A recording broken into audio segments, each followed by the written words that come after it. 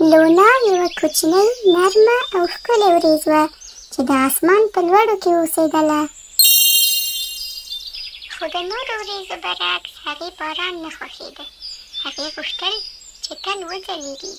هره ورځ به ګرځېده، لمر ته به یې کتل او د مرغانو الوت به ډېر خوند ورکاوه. لونا به ویل کاشکې زه هم لکه لمر داسې وځلېږم.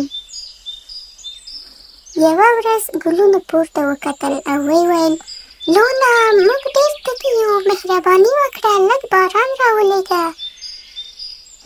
لونا په ډېر قهر سره ځان وښوراوه. زه نه غواړم چې خلک ما غمجن وګڼي او ووایي چې لونا ژاړي.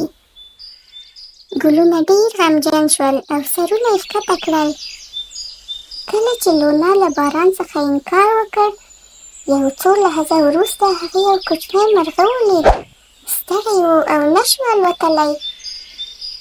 مرغه وویل کاشکې لږ اوبه وای، بیا به مې سندرې ویلې او پرواز به مې کاوه. لونا چې کله د مرغه دا حالت ولید نو ډېر یې زړه بد شو او ویې ویل ځان سره شاید یو لږ باران کومک وکړي.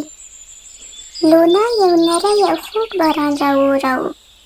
کله چې لونا باران ووراوه ګلونه راژوندي شول، مرغان خوشحاله شول او سندرې یې پیل کړې. یو ښکلی رنګین کمان جوړ شو. لونا تر رنګین کمان په منځ کې ډېره ځلېدله.